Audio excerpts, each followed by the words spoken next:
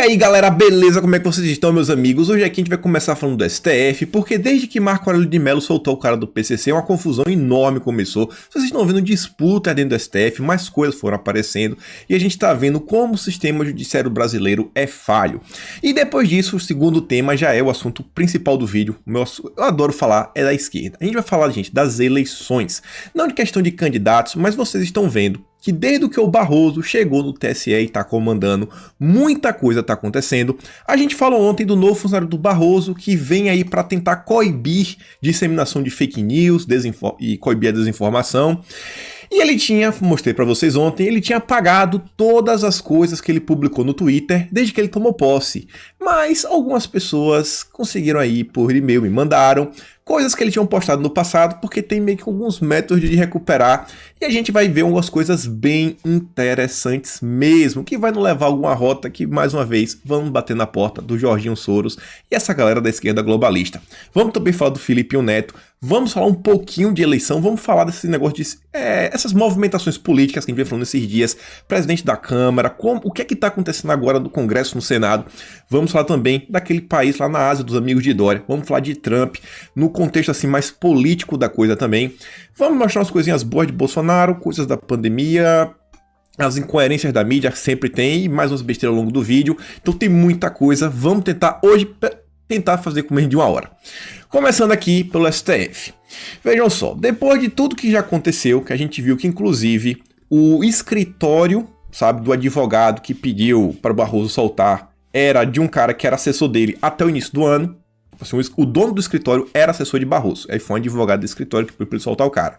Agora, vem aqui a notícia que o UOL trouxe que, ainda sobre aquela polêmica envolvendo o ministro Marco Aurélio de Mello e André do Rap, um outro carinha aí do PCC pediu ao ministro que o ponha na rua, que dê liberdade. Será que o Marco Aurélio vai colocar mais uma pessoa livre? Eu espero que não. E aí a nota diz o seguinte, né? Outro membro do PCC entrou com recurso alegando que não teve sua prisão preventiva renovada dentro do prazo máximo de 90 dias, estipulado pela lei anticrime. Qual será a decisão do ministro Marco Aurélio dessa vez?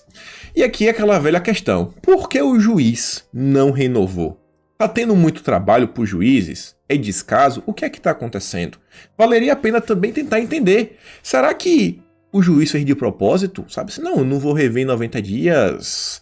Eu vou sentar aqui em cima, esqueci para favorecer alguma coisa. É uma coisa que a gente tem que analisar. Tem muita coisa acontecendo. Agora, para mim, tá claro que o sistema judiciário tá deixando muito a desejar. E aí, eu falo isso por causa disso daqui, ó. O caso do Rap deveria ter sido julgado pela Rosa Weber. O carinha que foi preso na operação, ele foi preso em uma operação que é relatada pela ministra. Portanto, o habeas corpus não poderia ter sido concedido por Marco Aurélio. E aí eu faço mais uma pergunta. De quem é o erro disso daqui? Foi o sorteio? Será que o Marco Aurélio não sabia disso? Todos esses anos, na maior corte do país? A própria Rosa Weber, ela não poderia ter se pronunciado? O que é que está acontecendo? Uma coisa eu sei, que o Foro de São Paulo tem em comum de seus braços, né, um membro realmente oficial, não é membro, sabe aquele membro assim que a gente sabe que participa, mas não é membro, sabe, de cadeira cativa. Um desses membros que realmente é membro é a FARC, Forças Armadas Revolucionárias da Colômbia, que lida com coisas aí que o PCC adora vender e comercializar. Então tem uma certa parceria, as pessoas já sabem, existem várias matérias falando sobre isso daí. E aí eu pergunto, esse pessoal aí da esquerda, sabe, movendo algumas peças, será que é para favorecer? E, gente, já tem notícia falando que desde que esse André do Rap ele foi solto, ele foi promovido, sabe? Ele ganhou uma nova posição de destaque dentro do PCC. Então eu acho que é uma questão que vai além dessa discussão jurídica. Tem muita coisa acontecendo nisso daí. E aí, o jornal Globo fez uma matéria, e o antagonista também, falando o seguinte, a matéria da Globo é do Merval Pereira. Plenário do STF julga amanhã habeas corpus do carinha foragido. Novo presidente do STF tem tomado decisões tão polêmicas quanto irrefutáveis, conseguindo recolocar a imagem do STF junto à opinião pública em bons termos, sem exceder seus poderes institucionais. Bom, Em comparação com o Toffoli, realmente o Fux está melhorando um pouquinho. Tá um pouquinho melhor. Agora tem aquela rasgação de seda, né? E na matéria, tanto aí quanto o antagonista, eles falam bastante da questão da Lava Jato. Como o Fux, ele vem salvando, né, o Brasil da corrupção. Agora, lembre, falei pra vocês, deve ter mais de um mês. Na posse de Fux, eu falei, ó, antes dele tomar posse, eu falei, ó, o acerto em Brasília é para as coisas dar um pouco de baixada de tom. Então, isso aqui não atribui só o Fux, não. Tem um dedinho de Bolsonaro que chamou para conversar. Infelizmente, né, o presidente tem que fazer política com pessoas que a gente não gosta. Não é que, infelizmente, ele faz política. Mas vocês estão vendo, por uma casa melhor. Querendo ou não, o STF deu uma acalmada. Deu uma acalmada. Quanto tempo tem que a gente não fala de Alexandre de Moraes? A gente tá falando bastante do Barroso, que tá aprontando no TSE. E aí, galera? A gente tá falando desse pessoal do PCC, que trabalha com substâncias ilícitas. E aí vem o nosso rapazinho, Felipe Neto. Ele aqui tá fazendo um certo tipo de comentário. Ele começou aqui a entrar com agenda, que não se enganem. Não é isso daqui que ele tá tentando vender. Olha o que é que ele tá falando. Essa galera que adora botar bandeirinha dos Estados Unidos e Israel no nome para defender bons costumes. Será que eles sabem que nos Estados Unidos e em Israel o orégano e o aborto são legalizados? E ele coloca a matéria falando assim, que ele descriminaliza o uso, várias coisas. Ele está empenhado a realmente fazer um certo lobby, porque atualmente existe uma lei tentando legalizar o plantio para fins medicinais. Ele está falando que as pessoas, que a Damares é contra, que as matérias é contra, eles não são contra o uso para fins medicinais, inclusive já é aprovado no Brasil. Esse pessoal, gente, Brasil, lobby, políticos, liberar plantio. Vocês acham que um país com dimensões continentais, a gente vai conseguir controlar tudo? Será que uma parte dessa produção não vai cair em mãos erradas? E esse rapazinho tá aí, ele tá fingindo que não, que ele tá só lutando para o uso medicinal. Vai vendo. E umas pessoas assim que tá defendendo essa pauta, não é só o pessoal da esquerda, não. A ideia dessa lei, na verdade, parte, inclusive, de gente ligada ao Novo. O Thiago Mitraldi mesmo tá aí bem forte nesse lobby, tentar legalizar o plantio, membro do Renova BR, membro do RAPS. Olha só como são as coisas, né? Ligado ao Lema. Então todo mundo aí junto e misturado. Olha as movimentações que esse rapazinho tá fazendo. Ele tá tentando abraçar toda a esquerda. E aí ele vem mais uma vez, ó, sobre esse tema. Queria entrar na cabeça desses reacionários. Será que eles acham que um dia o último traficante do mundo será preso e a população celebrará? Enfim, nós vencemos a guerra contra as drogas. E todo mundo se abraça, bebendo, bababá e tomando Rivotril. Fazendo uma piada. É aquela velha história, né? Que a polícia nunca vai conseguir acabar com tudo. Sempre existirão pessoas vendendo. Ou seja, o melhor é legalizar, porque se você legaliza não vai ter mais criminoso. Eles vão vender de forma honesta. Em todos os países que isso foi aplicado. Os fatos, não é opinião, são fatos, estatísticas. As taxas de crime e coisas relacionadas não abaixaram, sabe? Continuou muito ruim. Fora problemas sociais que apareceram, né? Então, vejam o que esse rapazinho tá tentando fazer. E aí, gente, saiu uma matéria, a gente já tá quase chegando aqui na parte de eleição, sobre ele, num jornal aqui que eu não sei nem como é que se pronuncia o nome, é um jornal alemão, porque pelo menos assim, o texto é traduzido ao alemão, que fala o seguinte, ó. Eu não sei nem qual seria aqui a matéria, a manchete, mas deve ser mais ou menos assim, ó, o Felipe Neto, o youtuber que, sei lá, que o maior crítico de Bolsonaro, o cara que peita Bolsonaro, algo assim do gênero. Aí a chamada que eles fazem é o seguinte: ele é jovem, um influenciador e o maior crítico do presidente Bolsonaro. O que o Felipe diz que tem... O que ele diz tem peso. Quem é o homem que se tornou uma voz política importante? Vejam só. Saiu na Time, tá no New York Times, agora já tá chegando aí nos jornais alemães. Agora tô tendo dúvida no plural. Aí você vai vendo, né? Olha, é interessante você ver o que é que está acontecendo, porque algo similar já tem no Brasil. Eles estão reformulando a imagem do Felipe. Mostrei pra vocês a matéria da Folha de São Paulo, que inclusive falava da Hannah, que foi quando me falar da Hannah Arendt, que é aquela isentona, nem de esquerda nem de direita, que não gosta de se posicionar, lutar por pautas universais, que qualquer pessoa com bom senso vai lutar. Por exemplo, vamos lutar contra a ditadura, vamos lutar a favor da democracia. Essas coisas todo mundo apoia, né? Vamos lutar contra a pobreza. E aí você vê, ó, Neto começou mais tarde sobre curiosidade da vida real para um público ainda mais jovem. Até hoje ele compartilha sua paixão pelo videogame Minecraft com seus seguidores. Vindo de uma família de classe média, Neto tornou-se rico, influente e finalmente maduro. Modelando, ele não é mais o cara do cabelo colorido, é um cara maduro. Olhem, pessoas aqui da Alemanha, preste atenção nesse rapaz. Esse daqui é o maior crítico do governo, está na Times.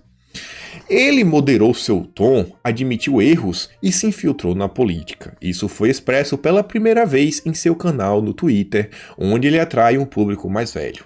Olha como está criando a imagem, porque muita gente ainda não conhece. Possivelmente, sei lá, as crianças, os jovens conhecem esse rapaz, mas a maior parte dos adultos não tem muito conhecimento sobre ele, já ouviu falar, não sabe muito bem o que ele faz. Quando pega uma matéria, fala, é um empresário, sabe, emprega 300 pessoas, isso, aquilo, outro, tá. Mas ele é de esquerda, isso? É muito mais do que isso, né? Vamos esquecer aquele passado mais antigo desse menininho. E aí essa matéria, ela sai fazendo uma retrospectiva histórica desde 2018 para cá, mostrando assim em várias ocasiões como ele vem se posicionando contra Bolsonaro e sua crescente na política brasileira, isso, aquilo, começando a aparecer, a questão lá do Crivella, das revistas em quadrinhos, e isso, aquilo, outro, pandemia, a chegada dele no Roda Vivas, vão construindo, mostrar como ele vem se tornando uma das maiores vozes da esquerda brasileira. Puxando um saco, né? Rasgando uma seda. Aí depois, a matéria chega nesse parágrafo, que aqui vale a pena comentar, que diz o seguinte, ó. Segundo o Neto, o fato de um youtuber poder se tornar uma referência política mostra nada mais do que a ausência da oposição. Na verdade, o influenciador preenche um vazio no debate digital que os políticos da oposição tradicional são incapazes de enfrentar. Isso daí, mandando aquele aviso, ó, a direita brasileira, não se perdeu. A direita brasileira se perdeu e o cara ocupou esse espaço. E agora a esquerda está se reformulando. É uma renovação da esquerda. Esquerda renovada. Não vou falar de nova esquerda, porque nova esquerda é o pessoal do novo MBL, senão a gente vai ficar com termos iguais. Então, surgiu já a esquerda renovada. A gente está vendo esse rapaz, Tabata Amaral, Luciano Huck, realmente estão se posicionando nessa esquerda renovada. Aí você vê, ó, isso tornou uma figura odiada entre os apoiadores de Bolsonaro. Ele relata ameaças, blá blá blá. Gente, nunca foi. Ele aí já é oposição e o pessoal não gosta dele desde os idos de muitos e muitos anos atrás. Vocês devem lembrar quando Nando Moura ainda estava do nosso lado. Nando Moura teve inúmeros embates com o famoso garoto espertinho. E depois você vê, ó, aquela coisa que eu tô mostrando para vocês. É o discurso da esquerda renovada, que é: somos progressistas, mas não somos nem de esquerda nem de direita. Somos pra frente. E aí, ó, Neto não quer ser empurrado para um canto político. E aí diz, ó, Neto não quer ser empurrado para nenhum canto político. Ele enfatiza repetidamente que existem posições de esquerda e direita com as quais ele se identifica. Ele é um cara moderado. Ele luta pelo bom senso, ó, as pautas universais, pela redução da desigualdade social. Quem não seria contra? Quem é contra isso? Pela diversidade, pelas liberdades individuais e pela democracia, disse ao jornal Estado de São Paulo. Ele faz isso com muito empenho. Ele afirma não se empenhar por uma carreira política. Ele está convencido que pode realizar mais em sua função atual. Olha só, ele não se empenha. Ele está falando que ele nunca vai entrar. Não duvidem, 2030, 2026, 2030, a gente vê esse rapazinho, quem sabe, numa cadeira do Senado. Ele não vem para ser deputadozinho, não, viu, deputado federal? Esquece isso daí. É deputado federal para cima. Anota. E aí, galera, falar aqui do TSE, né? TSE, a gente mostrou isso aqui, só quero só relembrar. Mostrei para vocês ontem que o TSE nomeou aqui um novo coordenador digital de combate à desinformação, que é o Thiago Rondon, acho que é assim que se pronuncia. Mostrei para vocês que ele já estava no Twitter desde 2008, só que quando eu fui no Twitter dele, a última postagem encontrada foi do dia 11 de setembro. Tipo assim, ele apagou tudo que veio antes, tudo. Ele toma posse no TSE e ele apaga tudo. Porque ele quer esconder o seu passado. Mostrei para vocês que, mesmo escondendo seu passado, postagens recentes, como essa daqui, da Open Knowledge Brasil. Ele estava aqui participando, ia estar numa live desse grupo, junto com essa menina, que eu mostrei no vídeo de ontem, estava lá trocando figurinhas com o Felipe Neto, falando da importância de colocar nas escolas matérias para ensinar as crianças como descobrir fake news, descobrir discursos políticos, sabe? Várias coisas. E mostrei que esse grupo, que ele estava aí fazendo live, e que esse grupo aqui, eu falo para vocês, olha no passado dele, que a gente descobriu, ele é muito próximo desse grupo há bastante tempo. E esse grupo tem como parceiro a Open Society Foundations, que é do senhor George Soros. E esse Thiago Rondo, eu não sei quão próximo ele é aos Sorinhos, mas ele gosta, ele tem assim vários amigos em comum que são pessoas realmente, assim, que eu acho que já deve ter sentado na mesa com os Sorinhos e batido um papo, falar, e aí, coroa, conta tua história aí. Então vejam só, vamos começar a analisar algumas coisas. Fui lá no Twitter dele e falei, tá, beleza, vamos tentar aqui descobrir alguma coisa, mesmo ele tendo apagado. Mexida vai, mexida vem, eu falei, rapaz, deixa eu ver quem esse rapaz segue. Além dele seguir várias empresas aí que propõem soluções tecnológicas até para de eleição, política. Cheguei a agências de fact-checking, um perfil que ele segue que eu achei bem interessante é o Sleep Giants Brasil, porque ele seguiria o Sleep Giants. Ele também segue perfis similares ao Sleep Giants, que é o Real Giants Brasil, faz a mesma coisa. Esse cara aí é o coordenador oficial do TSE para desinformação. Vai vendo. Aí, gente, você pode apagar seus posts, você pode apagar. Apagar é fácil, tem um comando para isso, mas você remover curtida, amigo, tem que ser na mão, na unha. E eu acho que ele se esqueceu disso. E ainda constava lá suas 2.499 curtidas. Lá fui eu ver o que é que o Thiaguinho gosta de curtir. Percebi que ele curtia aqui, ó, Redes Cordiais, aquele evento que ano passado a gente viu a Lídice da Mata, juntamente com o Luciano Ayan. Você lembra do Ayan, da MBL? Estavam lá, um evento lá, assim, um grupo que se preocupa, como assim, tornar a internet um ambiente melhor, sabe? Controlar, acabar com os discursos de ódio, com as fake news. Eles querem controlar as redes. Você sabe o que é. Aquela pegada PL 2630, 3144 da Joyce. Tava aí, né? CPM das fake news. É a cara disso daí. A Lídice da Mata, que é relatora, tava nesse evento com a Ayan. O carinha curte, aí fala, ó, você já parou pra pensar como você consome notícias, papapá, você tem que pensar, não, nas redes sociais. É um pessoal que tá bem engajado a tentar controlar o cenário político. Aí você vê, ó, tipo de notícia que ele curte também. Olha só, juntando o Thiago Rondon e o Átila no time do TSE me deixa até com a ponta de esperança. Aí ele curte, né? O Átila, parceria sensacional. Tá, isso não diz muita coisa. Aí vem isso daqui, ó, ITS Rio. Isso daqui, gente, é uma empresa... Olha só, o que é um robô? Por que a discussão sobre bots esquentou de vez no Congresso? Para entender como chegamos até aqui no controvertido PL Fake News, compilamos as publicações dos últimos anos que ocorrem o fios das idas e vindas desse debate tão humano. Segue o fio. Então é mais uma dessas empresas da área de tecnologia que querem falar para vocês o que é fake news, os robôs, toda aquela narrativa. Ele tá lá. Pois é, que ele gosta de curtir. Aqui, ó, que já é de junho. Apagou os posts, mas as curtidas ficaram lá. Mas calma que tem os posts apagados, vou mostrar para vocês alguns. Olha ele aqui curtindo, o Barrozinho. Só pode desejar intervenção militar quem perdeu a fé no futuro e sonha com o passado que nunca houve. Aí fala ditadura, blá blá blá. Eu tava puxando o saco do Barroso desde o dia 20 de abril. Conseguiu a vaga no TSE. E aí, galera, um rapaz me enviou um PDF que depois eu fui lá, eu consegui achar também, eu descobri como é que acha. Existe um site na internet chamado assim Wayback Machine. É uma forma de você meio que voltar no tempo e acessar dados salvos em algum momento, sabe? O pessoal arquivou na internet, tirou um print e deu uma arquivada. E aí tem algumas postagens deles, aqui tá, a linguagem tá os números em japonês, mas esse aqui é de 2017. Você vê que a típica coisa que ele compartilha e ele dá uma curtida, você vê, ó, o cara curte Bernie Sanders. O cara que o Trump diz assim, ó, é o cara mais de esquerda nos Estados Unidos, que inclusive o Biden gosta, sabe? Cola junto. Então, vocês estão vendo, no final das contas, entrou um cara da esquerda. Temos um cara da esquerda para cuidar da desinformação dentro do TSE. Continuando aqui também a Agência Lupa. E aí, eu achei esse post aqui que foi interessante. Esse daqui chega a dar um estalo. Isso aqui foi em... Eu não sei se é em 8 de... eu tô na dúvida se é 8 de... Acho que é 4... 4 de agosto. Acho que é 4 de agosto. Acho que o mês tá na frente. 4 de agosto de 2017. Ele deu uma retweetada aqui no Ricardo Abramovay. E eu falei, rapaz, eu já vi esse sobrenome. Vocês também já viram. E eu não gosto desse sobrenome.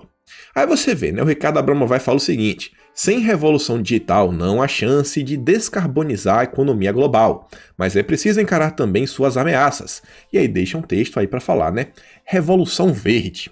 A gente fala tanto desses ambientalistas, né? Como isso é complicado, como isso está, inclusive, alinhado com a Agenda 2030 da ONU. E aí ele vem, ó, propriedade de dados pessoais também é pauta no desenvolvimento sustentável. Desenvolvimento sustentável é Agenda 2030 da ONU. Lá nas curtidas dele, lá, ó, pelo menos esse cara comentou no dia 4 de julho, deve ser lá, ele curtiu esse comentário do Ricardo, que o Ricardo estava respondendo a ele. Você vê, ó, ele fez uma thread imensa e ele apagou todos os conteúdos da sua thread. Não sei por que o Thiaguinho resolveu apagar tudo, mas o Ricardo falou, muito boa a sua explicação. E aí você pergunta, tá, mas quem é esse Ricardo? Por que você está falando tanto do Ricardo Abramovay? Gente, o Ricardinho, ele é um cara assim que tem vários livros nessa área de meio ambiente, é um ambientalista ferrenho aí de várias coisas. E eu acho assim que um dos títulos mais famosos, assim, que mais, não seria um título assim bem famoso, mas um título que a gente deve dar, sabe, abre o olho, é a sua paternidade. Ele é o pai do Pedro Abramovay. Filhinho de peixe, peixinho é. Vocês conhecem o Pedro? Já mostrei para vocês no passado. Olhem só quem é o Pedro. É o cara lá que articulou para a Fundação de Jorge Soros doar dinheiro lá para o Maranhão. É o cara que critica Bolsonaro, curte o Marcelo Freixo. É o cara que é o diretor da Fundação do Soros, Jorge Soros, na América Latina e Caribe. É esse rapaz. Inclusive, foi o rapaz que compartilhou lá o Felipe Neto pro New York Times. Você vê, ó, e aqui foi o mesmo vídeo, inclusive o Patrick compartilhou. Esse daqui é o chefe do Pedro. É o cara que gerencia a Fundação Soros no Brasil inteiro. Aí é o que eu falei. O Thiaguinho tava na live da fundação lá da Open Knowledge, que é parceira da Fundação do Soros. Ele curte um Abramovay, que trabalha diretamente pro Soros. É um cara que curte Bernie Sanders e esse cara tá cuidando da coordenação do TSE da parte de desinformação. Complicado, né? A gente tem o Barroso. O Barroso foi parceria com TikTok, WhatsApp, todas essas empresas. A gente tem ainda o Disney Rossetti, sabe? Chefiando a parte policial do TSE. Você lembra o Disney Rossetti? O cara que Moro queria colocar na frente da PF, o Bolsonaro não queria. Que o Disney Rossetti é o amigo de Alexandre de Moraes. Que constava lá que em 2016 ele tinha vazado algumas informações confidenciais da Lava Jato para Moraes. Moraes falou umas coisas. Lembra disso? O próprio Disney Rossetti, que quando estava na frente da Lava Jato, em São Paulo, dizem que a Lava Jato parou enquanto ele estava na frente, a Lava Jato não andou, e Moro queria colocar um cara que fez a Lava Jato parar como diretor-geral da PF. Estranho, né? Mas continuando aqui, ainda no tema de eleição, vou até voltar para o Pedrinho, porque teve uma coisa que está na chamada da introdução que eu não falei, mas é bem interessante. A esquerda não acredita que Bolsonaro mudou. A esquerda não acredita, a esquerda está com medo, está achando que o Bolsonaro está apenas fingindo. E o Pedrinho que está falando isso. Mas olha só, TSE, não caia nesse papo de invasão da urna. O sistema eletrônico de votação nunca foi violado, por mais que tente espalhar isso. As urnas eletrônicas são super seguras, não acredite nisso, não acredite nisso. Por quê? Porque se você acha que a urna eletrônica, que é tão segura assim, e que eles não querem aprovar o voto impresso, sabe? Se essa urna não é segura, você jamais você vai concordar com isso daqui, ó. Voto no celular. O voto do futuro. O TSE estuda trocar urna eletrônica por voto no celular. Já comentei isso daqui, comentar de novo, ó. Que saiu mais uma vez a matéria. O TSE avalia a possibilidade de o eleitor brasileiro usar o computador e até o celular para escolher seus candidatos de forma online. 31 empresas já manifestaram interesse em desenvolver uma tecnologia para esse objetivo. Segundo o veículo, as empresas inscritas são de diferentes portes e perfis, vão desde startups a gigantes como a Amazon e a IBM. O objetivo é demonstrar novidade já nessas eleições. Juiz auxiliar da presidente do TSE e coordenador do projeto Eleições do Futuro, Sandro Vieira, afirma que 3 cidades brasileiras terão votação online com candidatos fictícios, já no primeiro turno destas eleições, marcadas para o dia 15 de novembro. Voto do futuro. Voto do futuro. E aí, o que foi para falar para vocês, né? Vejam o que está acontecendo. 50 anos em 5. É o Juscelino Kubitschek da modernidade, o Barroso. A gente está vendo, de 2018 para cá, é leiquinha aprovada, que pode colocar você preso. Átila no TSE, desinformação, sabe? Desinformação virou uma pauta, a gente não falava isso em 2018, eles agora tornaram isso uma coisa gigante. Olha o Tiaguinho aí para chefiar essa questão. Empresas de fact-checking trabalhando nas eleições, presença das Big Techs, WhatsApp, Google, Twitter, Instagram, TikTok. Já está tendo a questão das cotas raciais, né? Inclusive, o vereador Caio Miranda, que prestou homenagem, deu a medalha pro Átila, ele era, acho que branco, agora mudou para negro, um negócio desse. Eu falei, rapaz, não tô entendendo nada, mudou de cor, ele mudou de cor. Discutiram um abuso religioso, mas não aprovou, graças a Deus. E ó, voto do futuro. Vai vendo, vai vendo. E aí, voltando pro Pedrinho, olha só isso daqui. Não percamos de vista, o Centrão e a corrupção não são a única opção para salvar a democracia. Olha a matéria, né? O Celso Rocha de Barros fala o seguinte: a coluna de hoje é sobre os problemas do cenário otimista em que Bolsonaro teria sido moderado na base da mutreta. E fala assim, não, Bolsonaro não tá moderado não, esqueça isso. Ele escreveu uma narrativa falando que na verdade que é o acordão, que aí viu que a família dele dá ruim, ele resolveu baixar a bola. Mas falou, ó, Bolsonaro não baixou, abre o olho esquerda, Bolsonaro tá brincando. Mostrei para vocês várias ações que o governo vem fazendo, vocês viram lá a questão dos mais médicos. O mais médico foi no coração do Foro de São Paulo. Acertos com meu Deus, Estados Unidos. Mas, pô, eu fiz lá uma lista de 23 coisas, eu não fiz. Mostrou uma lista de 23 coisas, agora não vou lembrar de cabeça. Mas veja só, o que acontecerá se a democracia brasileira for salva por seus defeitos? Todas as iniciativas de combate à corrupção saem perdendo e Centrão está mais forte do que nunca. Aí a matéria faz toda uma chateação, mas no final é interessante. E fala o seguinte, ó. Nossa esperança foi que o centro fisiológico da política brasileira fosse aos poucos sendo espremidos entre centro-esquerda e uma centro-direita. Tipo assim, ele fosse se acomodando em um desses dois grupos. Torcíamos pelo fim do que o filósofo Marcos Nobre chamou de PMDBismo, aquele grupo lá que estava sempre dentro do governo. Aconteceu o contrário. Às vésperas de uma mudança de regra que deve reforçar quem já é grande, os partidos de identidade mais clara e maior enraizamento social vão mal. Tradução: os partidos de esquerda, os partidos ideólogos estão indo mal. A esquerda está perdendo força. E o PMDBismo está dando volta olímpica por ter salvado a democracia. Não é isso. O Centrão está dando a volta por cima porque ele está se aliando a Bolsonaro. Não é Óbvio que Bolsonaro está dando um passo, sabe, em direção ao Centrão. Mas a cada um passo que Bolsonaro dá, o Centrão está dando 3 passos em direção ao Bolsonaro. Inclusive, vocês viram lá, o Bolsonaro agora tem um dossiezinho para cada político para ver taxa de votação com o governo. Tem lá, tem cores, verde, amarelo e vermelho. Só tá bem com o governo quem tiver verde, quem tiver votando tudo junto com o governo, tiver batendo continência para Bolsonaro. E você vê, ó, mesmo no cenário otimista em que Jair Bolsonaro foi só uma curva errada no caminho de nossa democracia, ó, mesmo se tivermos conseguido moderá-lo, tanto seu autoritarismo quanto a forma de sua moderação podem ter consequências que durem muito mais tempo do que seu mandato. Tradução: as coisas que Bolsonaro está fazendo agora já está num ponto que a gente não sabe até quando vai durar, até quando vai conseguir derrubar. As mudanças que já aconteceram desde que o governo tomou posse, os caras da esquerda estão assim, cara, e aí? A gente não sabe se vai conseguir mudar mais. Gente, o Biruliro não brinca em serviço. E aí eu mostrei para vocês ontem, da esquerda também, Guilherme Amado também está preocupado. Ó. O risco de ruptura institucional continua tão grande quanto meses atrás. Bolsonaro não se tornou um moderado, como o governo quer fazer parecer. Gente, na primeira oportunidade, Bolsonaro vai dar uma rasteira em todo mundo. espera a eleição da presidência da Câmara em fevereiro. Tô otimista, tô otimista. E aí, falando de eleição da Câmara, fala também um pouco de eleição e falar do Congresso, Senado. Olha só isso daqui. Matéria da Revista Oeste. Ao meio das eleições, parlamentares voltam agendas para suas bases. Aproveitando o feriado desta semana, deputados e senadores não pretendem pautar nenhuma proposta dentro do Congresso pelos próximos dias. Depois reclamam que Bolsonaro não aprova nada. É só aqui.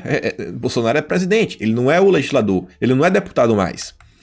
E aí, olha só o seguinte. Putz, aqui tá fora de ordem. Quero mostrar isso daqui, depois eu volto aquilo ali para dar um contexto.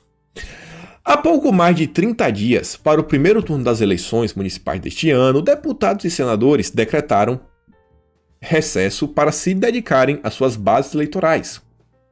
Aproveitando o feriado desta semana, os parlamentares não pretendem pautar nenhuma proposta dentro da casa. Aí diz que no Senado só deve acontecer aí a questão do Ricardo Salles, que vai lá para ser ouvido pela comissão do Pantanal, aquele choro de sempre. Na Câmara, Maia convocou sessão de votações só para o dia 20, e a última sessão foi no dia 6. Enquanto isso, projetos acumulados nas duas casas. Na semana passada, o relator do orçamento de 2021, o senador Marcelo Bittar, afirmou que a discussão sobre a renda cidadã ficaria para depois das eleições. A pessoa não quer discutir. Além disso, a disputa do Centrão pelo comando da Comissão de Orçamento do Congresso já travou a discussão em 2 semanas. A paralisação da comissão ameaça a votação de propostas essenciais para a execução das despesas do governo em 2021, incluindo, olha só, a Lei de Diretrizes Orçamentárias, LDO. Sem ela, a equipe econômica ficaria impedida de executar despesas de qualquer natureza. Bolsonaro tem interesse daí. Então, o Centrão aí não quer deixar que o time do Maia fique com a presidência da comissão. Olha a importância da comissão. E comissões, gente, são importantíssimas. A gente tá falando isso daí. E agora voltar para Benedita. Eu vou voltar. Olha essa primeira coisa. Tá faltando 30 dias. Desde deputado até senador, não tem ninguém lá. Tá todo mundo de volta no seu curral eleitoral. Meus amigos, eleição de prefeito e vereador é a criação de base para uma eleição majoritária de presidente, governador e por aí vai. Gente, a quantidade de votos que, quando você tem vários vereadores e prefeitos, é muito grande. É assim que você conquista a base para conseguir um presidente. Bolsonaro aí que quebrou. Cara, Bolsonaro conquistou o povo, aí é diferente. Mas a gente tem eleição para governador, a gente vai ter eleição para senador, a gente vai ter eleição para deputado e esse pessoal está preocupado. Olha a importância que são as eleições municipais. E aí eu quero mostrar uma matéria que eu mostrei para vocês no final de semana, que foi da Benedita. União da esquerda foi sonho de consumo, diz a Benedita da Silva, na entrevista. E aí na entrevista eu mostrava para vocês que o pessoal indagava falando o seguinte, ó. A senhora Marta Rocha tem evitado se confrontar, um pouco diferente do que acontece no plano nacional com Lula e Ciro Gomes. Ela é do PT, Marta Rocha é do PDT. E falando, pô, Lula e Ciro brigam, mas vocês não estão brigando. E ela fala o seguinte, ó. Poucas pessoas conhecem o Lula como eu conheço. Uma das coisas que ele disse para todas as candidatas e candidatos foi: diga o que você vai fazer para a sua cidade. 2022 é 2022. O partido cuida de 2022. Vocês cuidam da cidade. E aí a gente está no momento que um monte de gente da direita está gastando energia desnecessária para ficar procurando traidores do governo, gente que aí está criticando além da conta, Bolsonaro, blá blá blá blá blá blá. Não se discute eleição, não se busca nomes, não se promove os nomes da direita. Enquanto isso, olha qual é a preocupação. Olha qual é a pressão da esquerda. Eleição. A gente vence a eleição agora, para a gente ter força, da gente conseguir emplacar nossos deputados em 2022. A esquerda não está mais pensando na presidência. Eles não vão pegar a presidência em 2022. Está garantido que é Bolsonaro. Eles estão preocupados com o deputado federal, com o senador, com o governador. E eles têm que criar base agora. Vocês acham que José Disseu já não falou para todo mundo o que tem que ser feito? José Disseu tá livre, amigo. José Disseu não brinca em serviço. José Disseu, cara, joga para ganhar. José Disseu joga para ganhar. Olha as preocupações que a direita vem tendo, né? Mas continuando. Propostas travadas. Enquanto o pessoal aí tá, deputado e senador indo para eleição, lá no Senado tá à espera de votação a Lei do Gás, aprovada em setembro pela Câmara, e os novos marcos do setor elétrico e de ferrovias. Apostas do governo para destravar investimentos de até 43 bilhões e reindustrializar o Brasil. O novo marco do gás está alinhado ao programa do governo conhecido como Choque de Energia Barata. Já o projeto, que atualiza a lei de falências, recebeu aval da Câmara em agosto e é considerado crucial pelo governo para ajudar na recuperação de empresas impactadas pela pandemia. E aí vai falando várias coisas, né? Então, gente, o que o governo pode, o governo está fazendo, projetos estão indo, MPs estão indo, reformas já foram, só depende agora que nossos deputados resolvam trabalhar. Então, esses próximos meses são cruciais. É eleição, é articulação, o Centrão está trabalhando como nunca para conseguir seus votos, e o desfecho final é fevereiro de 2021. Não canso de falar. Continuando aqui, putz, aqui eu não coloquei no enquadramento, para a gente começar a falar também até ainda um pouco mais de eleição das Big Techs. Ainda tô na frente, agora ficou todo complicado isso daqui. Mas olha só, olha, tô falando aqui o vídeo, cadê? Não sei nem o que é que tá aparecendo aqui, ó. Tem alguma coisa aqui, a câmera tá pegando esse negocinho aqui preto, ó. Não sei o que é, mas enfim. O Twitter vem para falar o seguinte, ó. Ele fez algumas mudanças aqui no seu método de agir e fala o seguinte, ó. Os tweets que incluem afirmações prematuras de uma vitória em uma eleição serão rotulados e redirecionados às pessoas para a página oficial das eleições dos Estados Unidos em explorar. Mais ou menos assim a questão do Brasil. Ó. Quem fez um tweet meio complicado, você vai ser direcionado para o TSE americano. Falando assim que alguém já ganhou. Umas coisas assim meio estranhas. Mudanças aí das políticas internas do Twitter. Olha só isso daqui, ó. A partir da próxima semana, quando pessoas tentarem retweetar um tweet com rótulo de informações enganosas, elas verão um prompt redirecionando para as informações confiáveis sobre o tópico antes que possam, dar prosseguimento. Olha só, eles que vão falar qual é a verdade. Vai vendo. Isso daqui eu botei, cadê essa imagem? Para continuar a abordar o risco de desinformação, adicionaremos avisos e outras restrições aos tweets com rótulos de informações enganosas de contas pertencentes a figuras políticas dos Estados Unidos, contas baseadas nos Estados Unidos com mais de 100 mil seguidores, ou tweets que obtêm envolvimento significativo. Será que isso daqui, quando eles falam assim, não, pessoas pertencentes à política, eles devem incluir também os influenciadores, né, de direita? Será que o pessoal de esquerda vai receber alguma coisinha?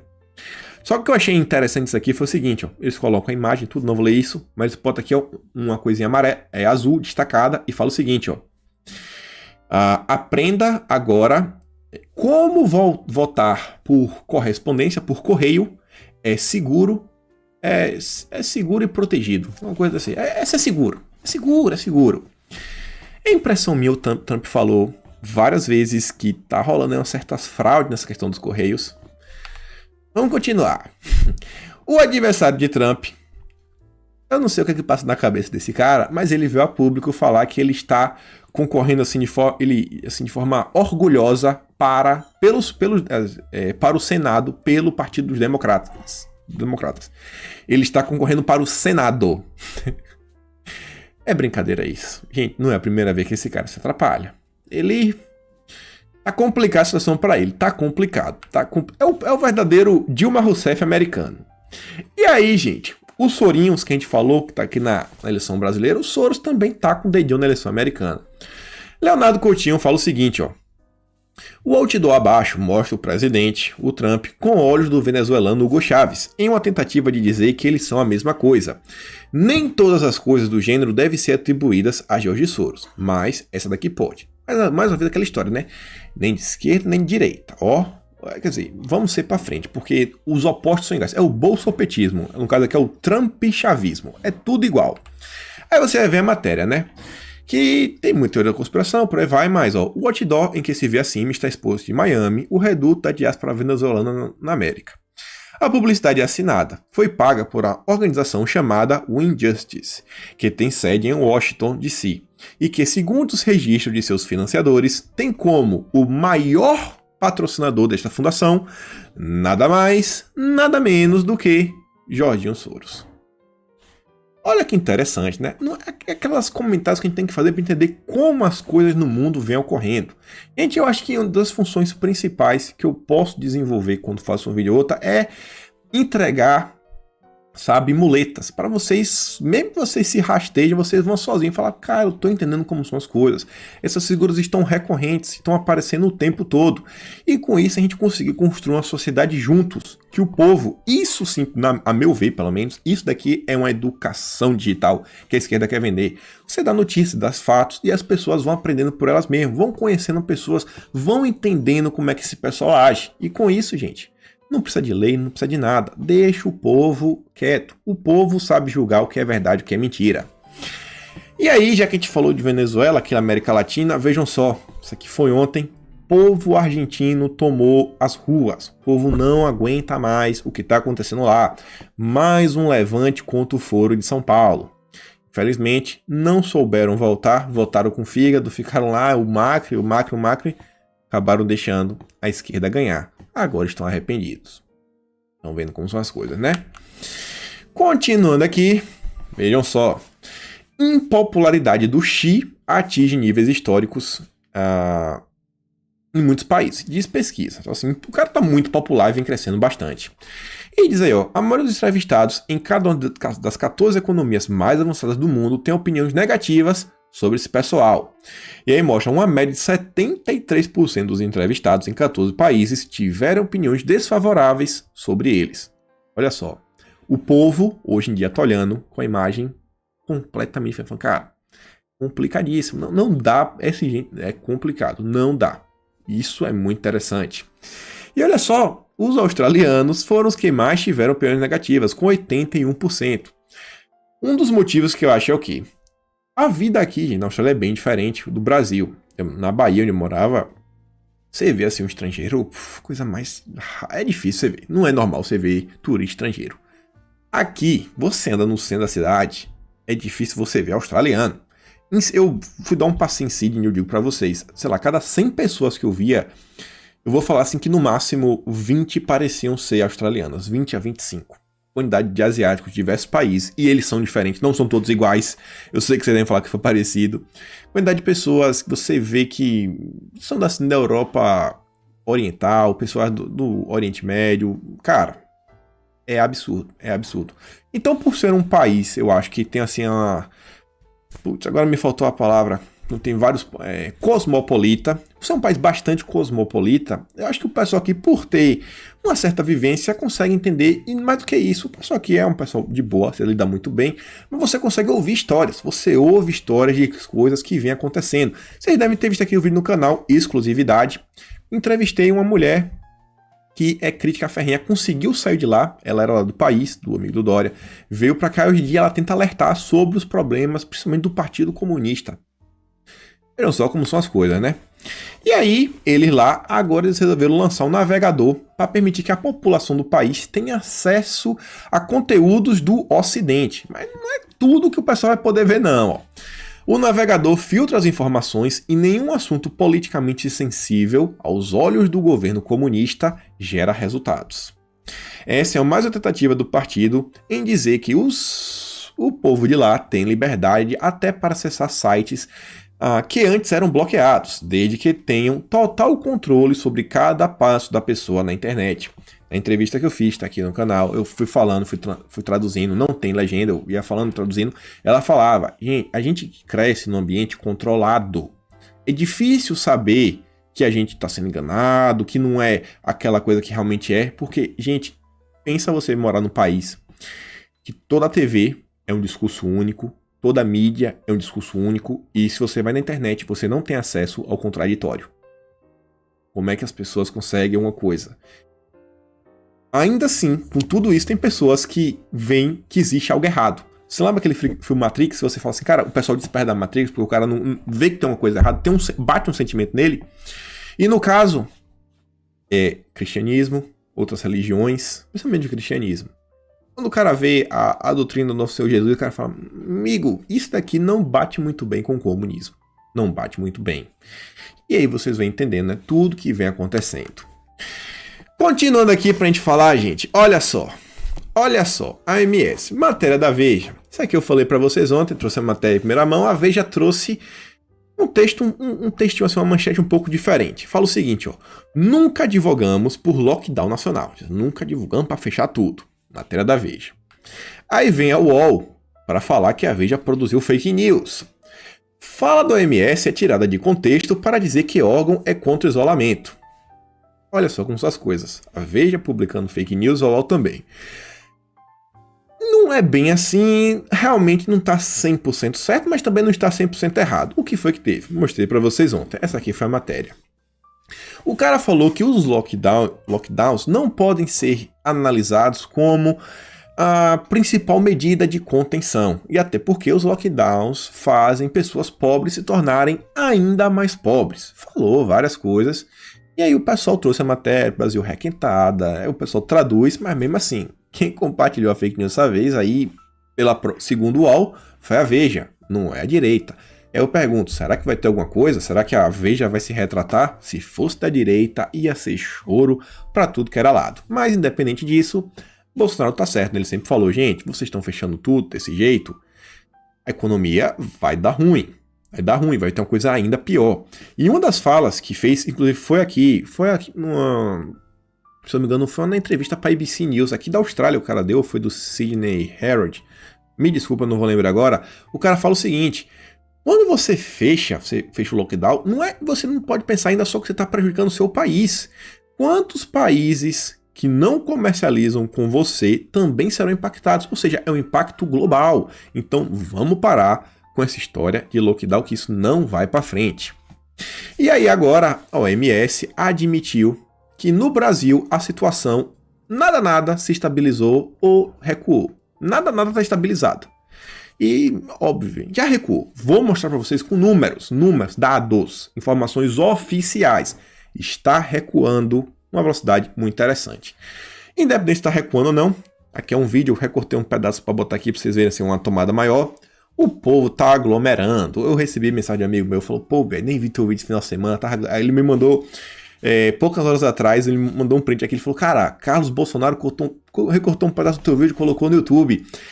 Só vi agora, bicho, tava na praia, tava todo mundo aglomerando, todo mundo que eu comentei, as praias aqui na Bahia, tava todo mundo aglomerando. E aqui, Santa Catarina, o povo brasileiro decretou o fim. O povo brasileiro decretou, cara, é hora de voltar à normalidade.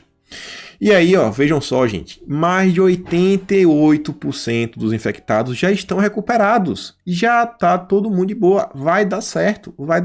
O pior momento já passou. Agora é hora de emplacar as reformas e botar o Brasil de volta nos trilhos.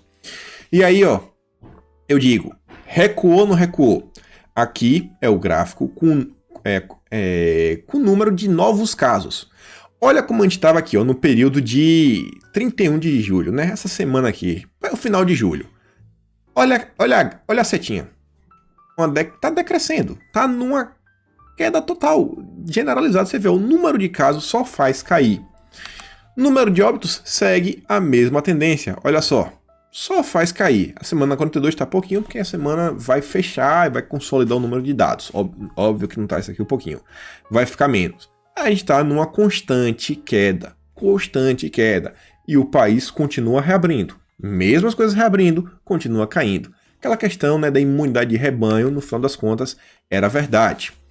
E uma das coisas que eles estão falando que é o único jeito de a gente reabrir, né, o Brasil, principalmente Dória está falando isso, que é a questão da vacina, vejam só, a Johnson & Johnson nos informa que eles interromperam os testes porque uma pessoa, um voluntário, pegou uma doença inexplicada.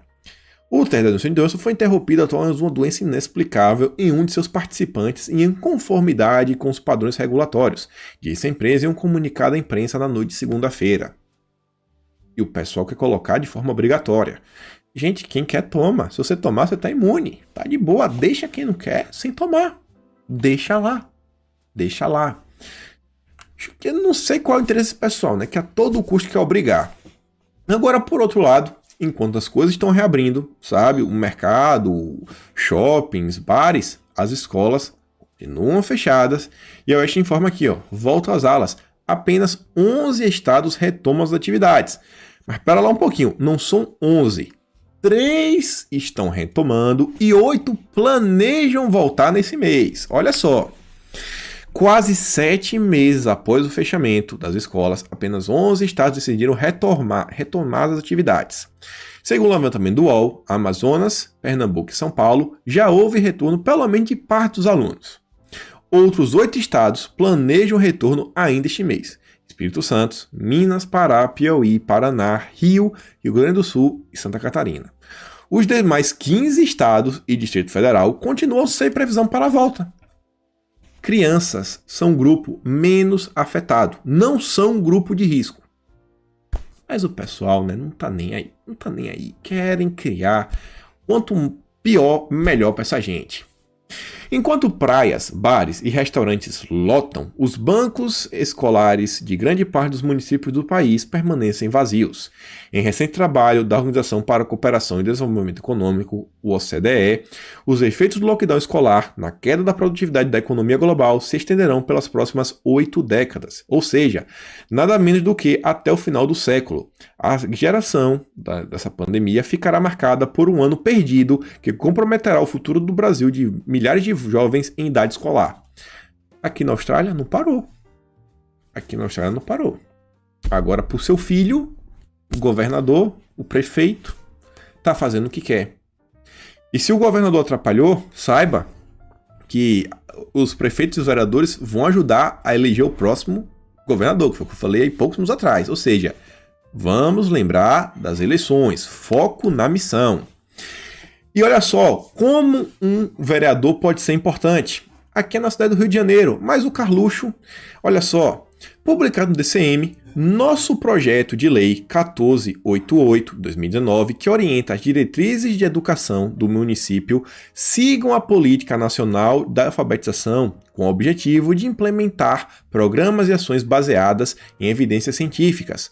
Além do citado, o estreitamento dos laços familiares com tal iniciativa é fundamental para o desenvolvimento de uma criança. Sei que dificilmente aprovaremos, mas essa proposta, pois conheço a casa de que habito. Mas sigamos plantando ideias para mudar o caos educacional que vivemos. Aí o Nadalim fala o seguinte, parabéns, Carlos, que essa iniciativa sirva de exemplo para outros candidatos também incorporarem nos planos de governo os programas da Secretaria de Alfabetização do MEC. E, gente, tanto se fala da educação. Essa medida aqui é uma medida extremamente conservadora. Primeiro que está ensinando teu filho realmente a falar, sabe, escrever, que é a alfabetização de verdade, comprovada. O Nadalim fez. Os resultados estão se mostrando, todo mundo está falando, está agradecendo. Segundo lugar, gente, essa medida, esse programa, o Conta Pra Mim, depende que as famílias façam um trabalho conjunto com seus filhos, ou seja, é um fortalecimento dos laços familiares. Se você ainda não acessou e você tem filho que está na escola, principalmente criança, procura no Google Conta Pra Mim. Desde histórias a livros para você ler, que já ensina inclusive o que você falar. Por exemplo, tem estudo que fala que o vocabulário das crianças é formado de acordo com as conversas que possuem com os pais. E tem umas formas de você ajudar nisso. Por exemplo, você lê um livro e pergunta, e aí, cara, o que é que você achou desse pedaço? Você vai discutir no livro com a criança, você não só lê a história. E vai mostrando como isso pode ajudar o seu filho a, tipo assim, deslanchar nos estudos. Então, fica a dica aqui. Ou escutam, procurem o programa Conta Pra Mim do governo federal. Esse daqui, para quem tem filho, é essencial. E para as crianças também queria divulgar, finalmente, a Antônia Fantinelli conseguiu lançar o seu programa, o Na Lata Kids. O programa que ela fez apropriado para crianças. O próprio Eduardo Bolsonaro diz o seguinte, boa dica para os pais. Hoje, Antônia Fontinelli lançou o canal Na Lata Kids, com muito conteúdo infantil e de qualidade sem ideologia. Inscreva-se e mostre para os seus filhos. Tem muito conteúdo educativo. Opção aí muito boa. Espero que a Antônia realmente saia com muito sucesso desse programa. Que seja assim, tem uma grade de 24 horas. E aí, gente, só para chegar aqui perto do vídeo, dar umas notícias que teve, para você ver como são as coisas, né? E no dia ontem, Nossa Senhora. E o Gerson diz o seguinte, deveríamos salvar muito a Lava Jato, diz a Serviço de Aparecida após citar a volta da impunidade em sermão do dia da padroeira. Na semana passada, Bolsonaro disse que acabou com a operação porque o governo não tem mais corrupção. E o Carlos fala o seguinte, esse é o nível da maior parte do jornalismo brasileiro. Até num evento religioso, e o pessoal quer falar, sabe, fazer narrativa contra o governo. Falando em fazer narrativa, olha que manchete descarada da Veja. Governo Bolsonaro libera 400 mil para documentário sobre amigo de Lula. O governo Bolsonaro libera. Olha qual é a ideia, não quer dizer que Bolsonaro está dando dinheiro para Lula. Eu não acredito.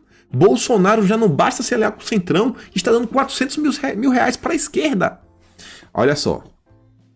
O dinheiro destinado ao Instituto Vladimir Herzog tem origem em uma emenda do deputado Paulo Teixeira. A Secretaria Especial de Cultura explicou que a liberação dos recursos seguiu o que prevê a legislação. Traduzindo, é uma emenda impositiva. Não tem como fugir, tem que dar. O deputado escolhe para onde o dinheiro vai.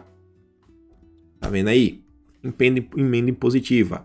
Mas que é loucado que o governo Bolsonaro deu. Por que não coloca o deputado do PT obrigou o governo através de uma emenda a dar dinheiro para Lula? Aí era uma manchete honesta. Mais importante é a narrativa. E aí, falando de manchete e narrativa, olha o que o Brasil 247 nos traz. O Roger diz o seguinte, ó. Vamos ver se o Twitter retira esse tweet aí do Brasil 247. Bolsonaro e Mourão deveriam ser torturados para aprender. Defende José de Abreu. E o Eduardo Bolsonaro falou o seguinte: alô Twitter, isso pode? Falei e repito, o politicamente correto não sobre o que não é, né, sobre o que se fala, e sim sobre quem fala. Tá faltando aqui uma letrinha, mas era isso que o Eduardo quer falar. Agora, eu acho que o Eduardo, enquanto político, ele poderia utilizar alguma equipe jurídica para entrar com alguma ação enquanto Twitter, né? Isso daí é um absurdo. Isso é um absurdo. Olha essa aqui também da mídia. Na Avenida 14 de Abril, no Rio de Janeiro, um policial militar veio a óbito após o carro da corporação em que ele estava ter sido atacado por suspeitos. Suspeitos atacaram. Aí o Paulo Eduardo Martins fala o seguinte, ó, o policial morreu após o carro da corporação ser atacado por suspeitos. Suspeito que o jornalismo esteja com sérios problemas. Por bandidos ou por criminosos, né? Pelo amor de Deus, suspeito. Suspeito. Agora imagina se fosse alguém, né, da ala da esquerda. Ave Maria. E já chegando aqui no fim do vídeo, não vou passar, mas deixo de recomendação vocês conferirem. Vocês podem ir no tweet de Bolsonaro ou no General Heleno. O General Heleno colocou completo. Um vídeo muito interessante, que aí um rapazinho tá na rádio da RBS e tá falando várias coisas sobre o governo Bolsonaro. Faz uma defesa bem interessante, de forma assim, bem curta. Assim, um diálogo bem interessante. E terminar com uma fase, né, do Dia das Crianças. Bolsonaro postou essa foto. Não sei se tinha um certo simbolismo, mas ele fala assim, ó. Dia das Crianças, Ribeira, São Paulo. Idos de 1961. O que é que eu achei interessante? Bolsonaro fala o seguinte, ó. Saudoso pai e uma traíra de 10 quilos. Boa noite a todos. Aí eu pergunto, será que o Bolsonaro está falando que desde criança ele está habituado a fisgar as traíras, os traíras? Não sei, né? Achei interessante. Mas por hoje foi isso, gente. Menos de uma hora, graças a Deus. Fico por aqui. Aquele grande beijo, abraço. Tamo juntos e valeu, galera.